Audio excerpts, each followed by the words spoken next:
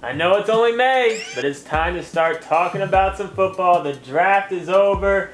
In this video, we're going to talk about the players that are going to have a fantasy impact, or probably will have a fantasy impact for the 2013 season for all the rookies out there. So Brent, go ahead and kick us off with some rookies. All right, obviously very excited. And right after the draft, there's always a lot of hype when it comes to the rookies. And here at Smack Talk, we temper our expectations. I know some of the quarterbacks have been nuts as of late, but the first guy we're going to talk about, this is one you really got to temper your expectations, and that's Montee Ball with Denver. And I know it looks like Montee, but it's actually pronounced Montee Ball with the Denver Broncos. Everybody's jumping all over this guy. Oh, he's a good pass blocker. He's going to be behind Peyton Manning. That offense is going to be amazing. At this point right now, they still got Willis McGahee there. Sure, he might be a cap casualty, but they got Hillman still there. Noshawn Marino did pretty good. So it's not a lock that this guy's going to be a 3-down back, and they're going to just throw away all those other guys they got. People got to remember, NFL draft, I know I'm getting lengthy.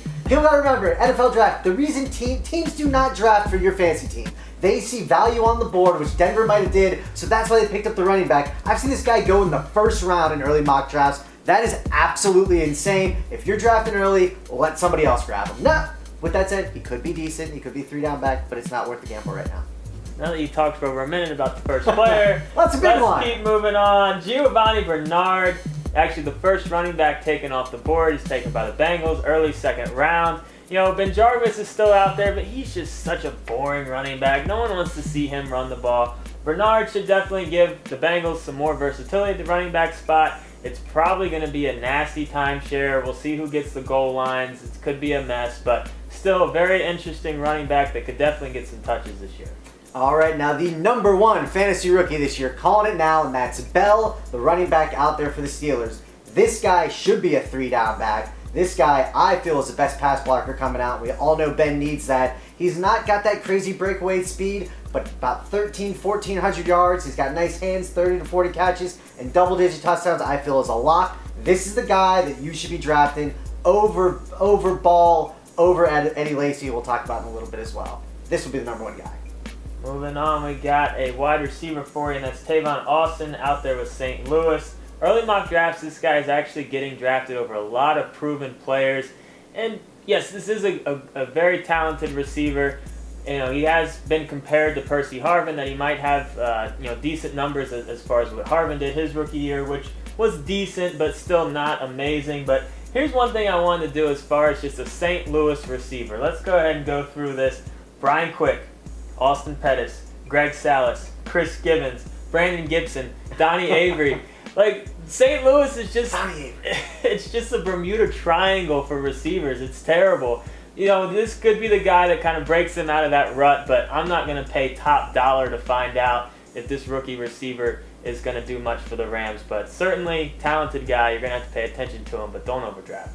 All right, a running back. I'm going to talk about another one that I alluded to earlier, and that's Eddie Lacy. Coming into the draft, everyone thought he might be the only running back taken in the first round, and he ended up slipping to the late second, going to the Packers. Obviously a great landing spot, and then a few rounds later, they drafted Jonathan Franklin, making it a little more confusing, so it's already a little bit crowded. And the reason Eddie Lacy could have possibly dropped is his offensive line was all drafted early. The one that wasn't is still in college, projected to be a top 3, top 5 pick next year. So it's kind of one of those things, is he just running behind a beast offensive line? Plus he's got a little bit of an injury history. Again, this guy's going over Bell, and I understand why, high-powered offense, but at this point, I wouldn't take the gamble and picking him early. I'd wait, grab Bell, the guy that's going to be the stud. I love that there's 2 Bengals in this show. We got Tyler Eifert. That means they weren't good. The tight end for the Bengals. This guy, very talented tight end. Went in the first round. Won the Mackey Award last year.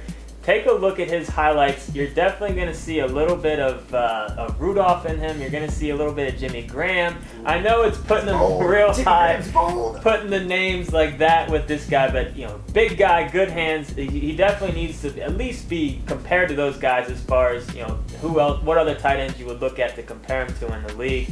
They're going to have to get creative with having him and Gresham out on the field at the same time, but you look at what New England did with their 2 tight end sets and all that stuff. They're going to find a way to get this guy involved. It should be interesting to see kind of this new Bengals offense this year. Yeah, another guy with good hands, and that's DeAndre Hopkins, and he went to the Texans. the Texans for years have been looking for a complimentary receiver to Andre Johnson. Everybody kind of thought it was going to be Jacoby Jones, and that didn't really work out. So, now they got this guy Hopkins. Basically similar to the guy that Dustin was talking about. Big hands, big mitts. He's got great catching ability. He's a big guy too. He's 6'2". He's not really the streaker going down the field. He's going to be doing some of those intermediate routes. Should be a good compliment. He was drafted in the first round with Andre. And, a guy like Austin that Dustin was talking about, you're going to have to take in the 5th, 6th round. This is a guy that you can take with one of your very last picks that does have a very high ceiling. Another receiver I want to talk about. I'm a Tennessee Vols fan, so I'm a little partial to this guy. But Cordero Patterson, he went to Minnesota, first-round pick. He went late first round. Take a look at his highlights. Go ahead and go on YouTube. Take a look at his highlights. Pretty impressive. He's definitely, in my opinion, going to fill kind of part of the void that was left by Percy Harvin. He can return kicks for him. We'll see if he does punts and kick returns or whatnot. But I think he's definitely going to be a guy that just get the ball in his hands and see what he can do. He's very shifty. And if you're in a league that counts return yards, bump him up just a little bit on your draft board. Definitely potential late round flyer for you. We'll see how he fits into that offense. You do love him, don't you? All right, Geno Smith, gotta talk about him. Everyone saw him moping around when he didn't get drafted, and then he goes to the Jets. So heaven forbid we're gonna hear about this all summer long. Here's the thing. I actually think that Sanchez is gonna get cut, or if not, I do think Smith will be the starter heading into the year. Here's a funny stat, though, about Geno Smith.